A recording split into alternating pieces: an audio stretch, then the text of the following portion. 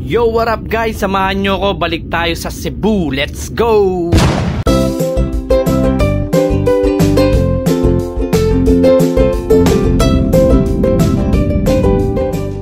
Yan guys, good morning. Bago tayo pumasok, kakain muna tayo dito sa Coco Restaurant. Ito ang kanilang free breakfast dito sa El Salvador. Yan, kaya lagi akong full pack kumain ng almusal dito para tanghalian na ulit yung kain ko.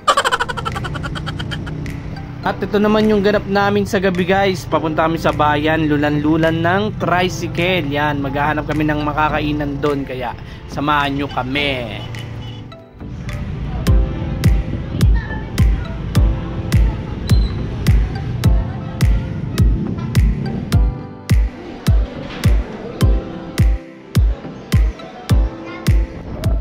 Yan, after namin kumain, sumakay na kami ng habal-habal pabalik sa El Salvador. Yan, mula sa likod ng Gaisano. Ang pamasahe namin ni Sir Kenzie dyan, 30 pesos each. Yun, pwede na rin siguro para mas mabilis. So yun, bukas na ulit guys.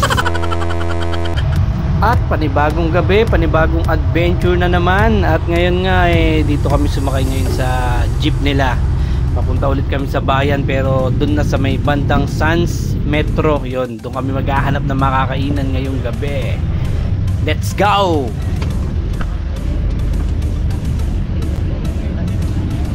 Alright guys, nandito na kami sa Sans at saka sa Metro. Alright, success ang aming guy. At dito nga sa likod, sa tabing dagat, natagpuan namin tong parola. At kaya dito na kami kakain siguro. Tara! Okay na yun sir. Pati na lang tayo. Wow!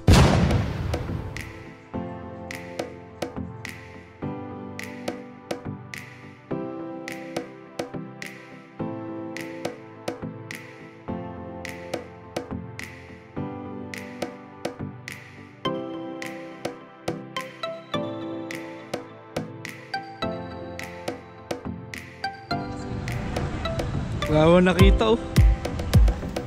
Guys, ito nga pala yung Santo Tomas de Villanueva Parish dito sa Danau City. Na-establish siya 1671. At syempre ito yung katabi, ang Plaza Rizal. Yan, maraming nag-tiktok na kabataan dyan, maraming nakatambay, may mga nagde-date. Meron ding kainan sa bandang likuran.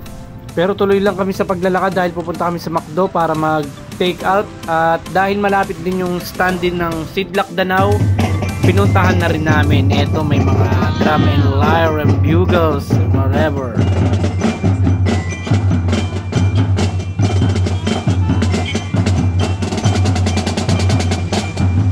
So diba, napakagaling nila. At syempre para mapatunayang nandito ako, dapat magpakita ako kahit konti. Yon. At nandito na tayo sa McDo, magte-take out muna tayo.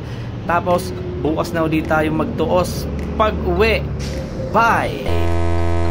Ayun, panibagong morning. Back to Bataan tayo ngayon guys. Let's go!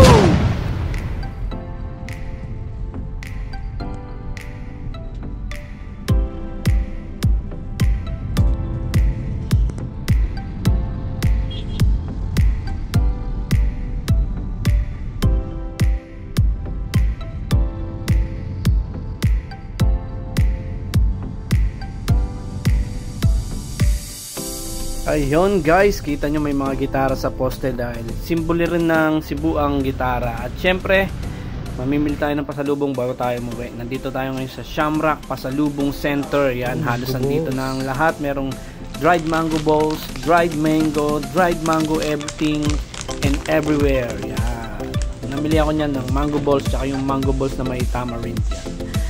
Yan, maraming pagpipili na pasalubong dito sa Shamrock. Syempre dito na halos lahat. At syempre hindi mawawala yung kanilang pinagmamalaki ditong OTAP.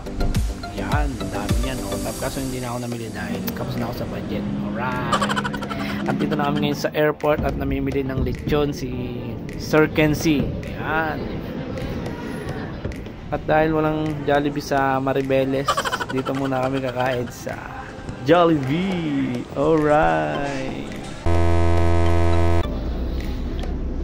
So guys, susunod na lang siguro ulit. Uuwi na muna kami ngayon sa Bataan. At kita-kits na lang sa susunod na official business trip kung saan man tayo ulit pupunta. So, bye-bye!